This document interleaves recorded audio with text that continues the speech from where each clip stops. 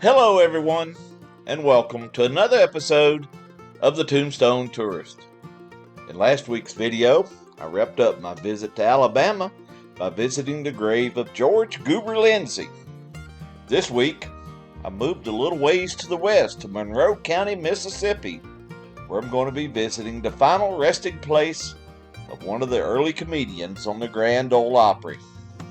But first, as I was making my way here, I saw one of those brown signs along the interstate that pointed me toward the birthplace of another country music legend. So you know me, I had to make a stop at the Tammy Wynette Legacy Center in rural Tremont, Mississippi. Tammy Wynette was born here in Tremont, Mississippi on May 5th, 1942, and went on to become one of the biggest stars in country music. Here, near her birthplace, just a few miles off of Interstate 22, is the Tammy Wynette Legacy Center. It has a small museum that displays a few of Tammy's personal artifacts, including some of her stage costumes. Tammy passed away on April 6, 1998, and is resting in the mausoleum at Woodlawn Memorial Park in Nashville, Tennessee. I visited her grave in an earlier video, and I'll put a link to that video in the description below. The Legacy Center is home to a restaurant that serves a menu of Southern favorites. I had lunch here, and I must say it was really pretty good. It has to be, as one gentleman put it, it's the only place in town. After lunch, it was time to hit the road and make my way to the Pierce Chapel Cemetery in rural Smithville, Mississippi. Smithville got its start in about 1836, when early settlers purchased land from the Chickasaw Indians. A short time later, a man named William Smith opened a store, and a small town bearing his name was incorporated in 1845. Today, the town of Smithville, Mississippi, is home to about 500 people.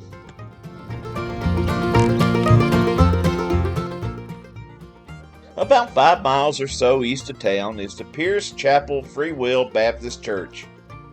Located just across the road from this small brick country church is the Pierce Chapel Cemetery, where we will find the final resting place of a Grand Ole Opry star and country music Hall of Famer, Rod Brasfield.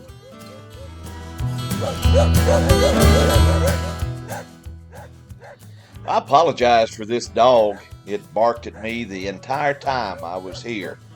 It never came any closer, but just the same, I kept an eye on him.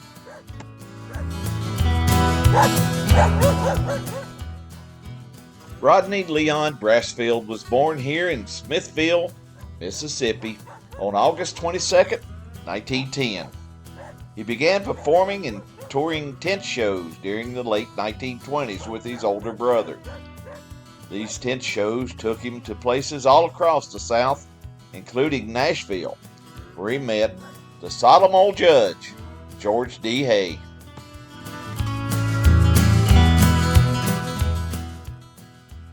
Judge Hay was so impressed with Rod's talent that he invited him to join the Grand Ole Opry in 1944. Rod's character of a hapless country bumpkin known for wearing a baggy suit and battered hat with an elongated walk quickly became an Opry favorite. He could make an audience laugh simply by walking on stage. In 1948, Rod was paired with Cousin Minne Pearl. The two developed an act known for its double comedy, where they both delivered alternating punchlines. This type of act did not require either of them to be a straight man.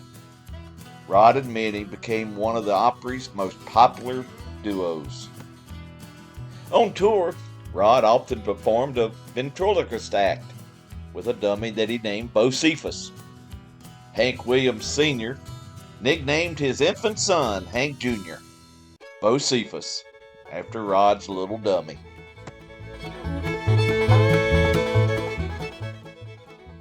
Even though Rod was very popular and well-liked by his fellow entertainers, It was a well-known fact that Rod had a drinking problem.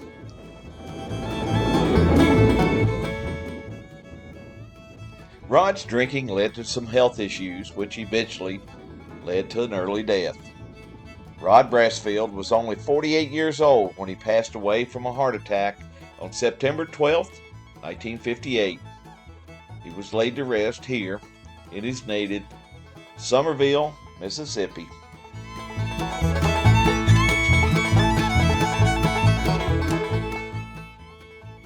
In the years that followed Rod's passing, his dear friend Minnie Pearl campaigned for Rod to become a member of the Country Music Hall of Fame. Minnie Pearl's hard work was rewarded in 1987 when Rod Brasfield was inducted into the Country Music Hall of Fame.